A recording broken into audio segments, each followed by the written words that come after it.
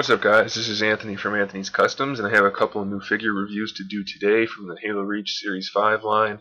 First one I want to talk about is the Gungnir, or however you pronounce that. I know it's a Nordic word, so I'm not 100% sure on the pronunciation, but this is the guy with the big helmet thing.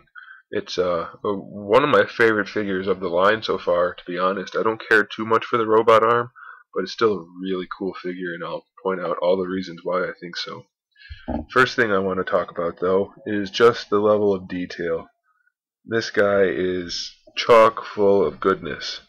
With the chest harness with all the canisters on there, he's got the wrist thing with the shotgun shells, I think that's what they are. He's got the security shoulder pad, he's got the tack pouch on his leg, the big knee pads. Comes with a grenade, obviously, and a rocket launcher, which I'm pretty sure this is the first time we got the rocket launcher for Reach.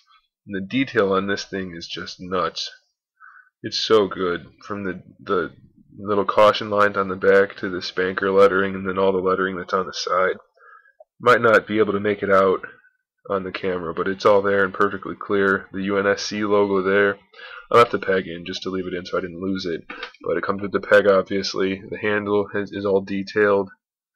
The forward grip, just so much detail on this thing, it's crazy.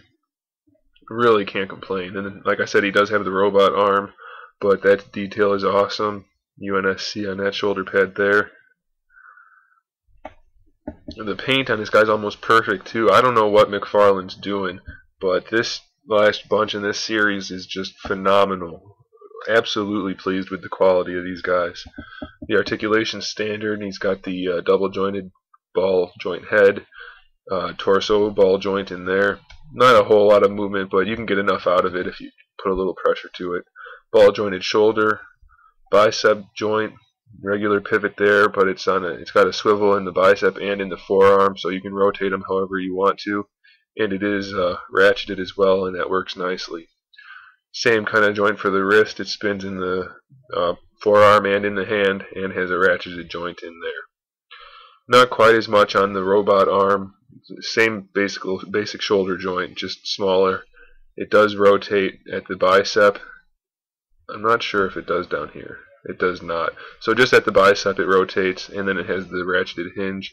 Not as ratcheted, but it still holds just fine. And then the wrist is just on a pivot, actually. A swivel, I mean. No pivot or anything else.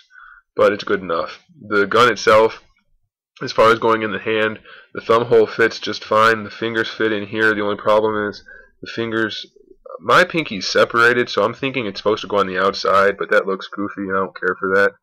So, I don't know. I wish the whole hand could fit in there, but you can only fit 3 fingers. So maybe leave the pinky on the outside like that. I don't know. But because the thumb goes through that other hole, it still holds it pretty well. So I'm not complaining too much. The hips, got the ball joint in there for the thigh movement, and then the hips are on this forward and backward motion there. The knees pivot or swivel in the thigh, ratcheted hinge in the knee. Then the feet are the same as the wrists and the elbows, spinning in there, and then the ankle is ratcheted really tightly, which is good because you can get them to stand pretty easily that way. And then a ball joint in the toe. So tons of articulation. Combine that with the insanely detailed sculpt and the great paintwork. You really can't go wrong with this figure, especially for $11.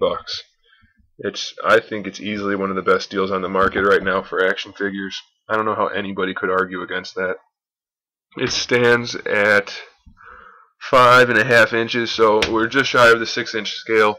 Combined with the paintwork, the sculpting, and the articulation, I don't think you could beat it. It's really basically just about the perfect action figure you could get. Maybe it could be a little bit bigger, but then we're talking about more money, so you gotta pick. So I think for this price, you really can't go wrong. And everybody that is able to should go buy this figure. If you're a Halo fan at all, go buy it. You won't be disappointed.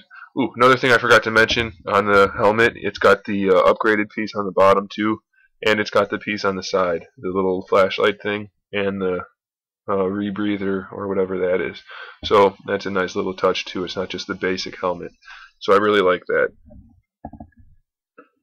Like I said, great figure. Go pick it up if you can. Keep an eye out for my Brute chieftain or whatever he is review. I'll figure out what he is in a second, and I'll put that up in a little bit. And I'll have a couple of DC Universe reviews too. So keep an eye out for those. Keep an eye out for more custom figures. And in the meantime, keep collecting.